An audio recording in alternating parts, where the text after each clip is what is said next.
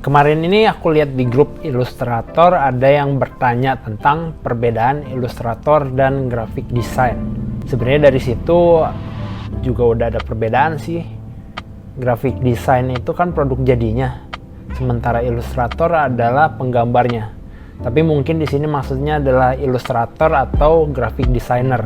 Nah, di situ ada yang komen kalau ilustrator itu adalah seniman dan graphic designer adalah problem solver. Benarkah? Menurutku ini adalah hal yang menarik untuk dibahas. Karena itu aku mau bahas di video kali ini. Dan pembahasan kali ini juga bisa ngebantu kalian yang bingung mau milih jurusan apa antara desain ataupun seni murni. Sebelum masuk ke pembahasan ilustrator dan ilustrasi masuk kemana, aku mau bahas dulu perbedaan antara seni dan desain. Perbedaan pertama itu terletak pada fungsinya. Seni itu berasal dari pribadi dan itu berasal dari personal. Jadi nggak ada keharusan untuk memecahkan suatu masalah. Seniman itu membuat karya berdasarkan perasaan dan pola pikirnya sendiri dari sudut pandang yang mereka punya sendiri. Jadi makanya banyak seniman itu idealis. Kenapa? Karena mereka emang punya pola pikirnya sendiri. Sementara desain itu berbeda. Tujuan desain dibuat itu untuk memecahkan suatu masalah. Desainer biasanya membuat satu karya ataupun desain itu berdasarkan brief atau arahan dengan tujuan tertentu. Misalnya tujuan-tujuan yang dibuat desainer itu untuk menjual produk ataupun untuk kampanye atau mengkomunikasikan sesuatu melalui hasil karyanya. Jadi hasil akhirnya dari mereka pun berbeda. Kalau seni itu hasil akhirnya adalah menginspirasi, sementara desain itu memotivasi. Jadi itu adalah perbedaan yang pertama. Desain itu berfungsi untuk memecahkan suatu masalah, sementara seni itu berasal dari pribadi. Dan perbedaan yang kedua adalah seni itu diinterpretasikan. Desain itu tujuannya adalah dimengerti. Maksudnya diinterpretasikan itu adalah saat kita melihat satu karya dan kita melihat karya itu punya banyak makna, itu adalah ciri-ciri karya seni yang baik. Aku mau kasih contoh, itu lukisan Mona Lisa. Lukisan ini punya banyak interpretasi kenapa Mona Lisa ini tersenyum. Ada yang bilang kalau dia ini terpaksa karena mau dijodohkan.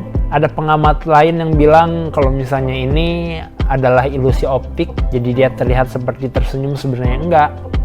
Terus ada yang bilang juga, oh ini mah nggak ada maknanya, dan lain-lain lagi. Masih banyak makna-makna yang terdapat di dalam sebuah lukisan Mona Lisa. Selain dari senyumnya Mona Lisa, itu ada dari interpretasi di balik background yang dibuat. Makanya lukisan Mona Lisa itu sangatlah terkenal karena dia memiliki banyak interpretasi dan menjadi karya seni yang baik. Nah, berbeda dengan desain. Desain itu tujuannya adalah dimengerti. Semua orang harus punya satu pesan yang sama saat kita ngelihat karya desain. Jadi bisa gawat kalau desain kita mempunyai banyak tafsir atau banyak interpretasi. Misal, kita mau bikin poster jangan buang sampah sembarangan. Tapi orang yang lihat poster itu malah nangkep pesannya adalah sampah itu harus segera dibuang dimanapun dan kapanpun. Nah, itu kan sebenarnya punya interpretasi yang beda. Dan sebagai desain, ini disebut desain yang gagal karena dia nggak menjawab kebutuhan dengan tepat dan tidak menyampaikan pesan yang sama. Jadi orang-orang yang melihat desain itu harus mengerti desain apa yang kita buat. Nah, yang ketiga perbedaannya itu adalah seni itu bicara soal taste, sementara desain itu soal opini. Sebenarnya di sini aku rada bingung untuk ngejelasin ke bahasa Indonesianya taste, karena itu bicara soal style, bicara soal selera, bicara soal rasa. Jadi seni itu bicara soal taste tersebut. Jadi ada orang yang suka karya seni tersebut atau enggak, itu tergantung pribadi orang-orang. Karena kan setiap orang mempunyai selera yang berbeda. Ada peminatnya ataupun tidak, tergantung dari orang-orang yang memiliki selera yang sama. Dan seniman pun rata-rata mempunyai gaya yang berbeda-beda. Sementara desain itu bicara soal opini. Memang tetap ada taste-nya, tapi lebih ditekankan pada desain yang baik ataupun tidak. Nah, dilihat dari mana desain yang baik ataupun nggak baik, dari bagaimana desain itu bisa menjawab masalahnya dan selera pasar. Tiap kalangan itu mempunyai selera yang berbeda-beda. Contohnya ini aku mau ambil selera dari ekonomi atas dan juga ekonomi bawah. Orang-orang dengan ekonomi bawah itu rata-rata mereka menyukai warna-warna yang bold ataupun tegas. Mereka suka warna-warna yang ngejreng-ngejreng dan juga nabrak. Misal seperti merah ataupun biru ataupun kuning, itu warna-warna yang benar-benar pure merah gitu. Jadi nggak ada tambahan misalkan merah marun ataupun hijau dongker. Nah, sementara orang-orang dengan ekonomi atas itu lebih suka warna-warna yang soft dan lebih kalem. Dan kalau kita ngebuat produk untuk kalangan menengah bawah, rata-rata seperti itu, warna-warna yang tegas dan tulisannya besar-besar. Contohnya aja adalah sabun colek. Gak pernah kan lihat tulisan di sabun colek dengan font yang anggun, dengan font serif yang untuk weddingan? Gak ada, karena targetnya berbeda. Rata-rata untuk sabun colek itu warna-warnanya ngejreng seperti biru, hijau, ataupun oranye, ditambah dengan font-font yang besar-besar dengan huruf kapital, terus dengan pakai outline dengan warna yang berbeda juga outline-nya.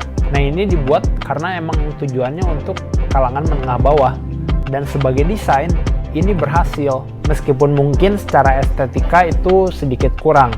Dan mungkin aja kalau misalnya kita pakaiin packaging sabun cair ke packaging sabun colek dengan tulisan-tulisan yang anggun seperti itu, bisa aja itu nggak jadi laku.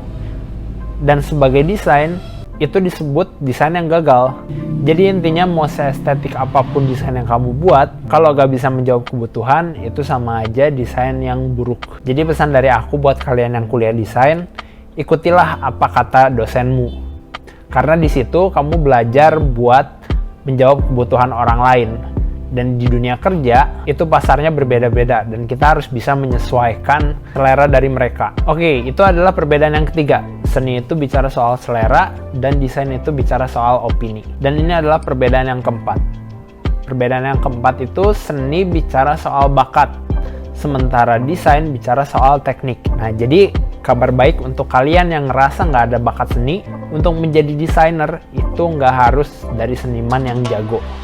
Nggak harus punya bakat yang luar biasa hebat, karena teknik itu semuanya bisa dipelajari selama kalian mau belajar. Dan pastinya yang paling penting, balik lagi ke bagaimana kita bisa menjawab kebutuhan orang lain lewat desain kita. Dan itu adalah keempat perbedaan antara seni dan desain.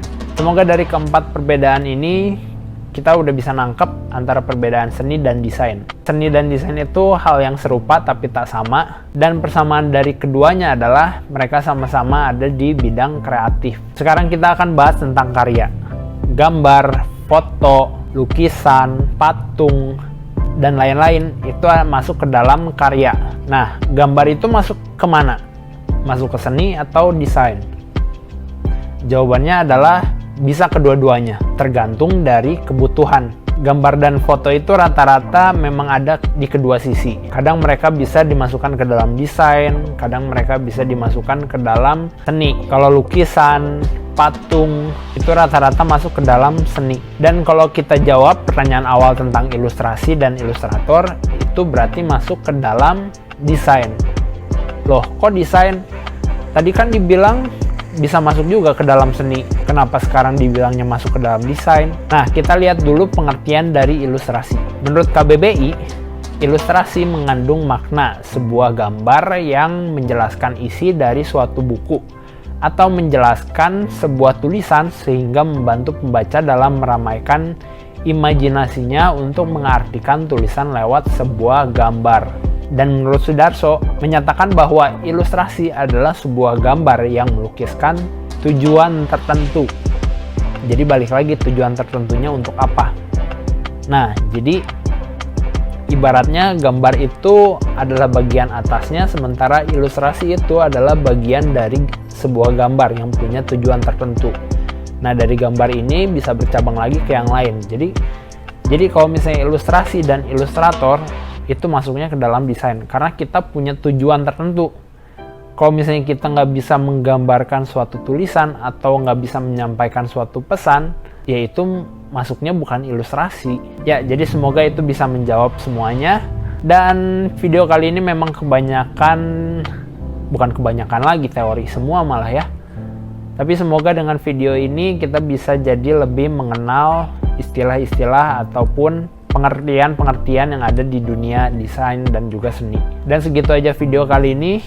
Jangan lupa like, komen, dan subscribe kalau kalian suka. Sampai jumpa di video berikutnya.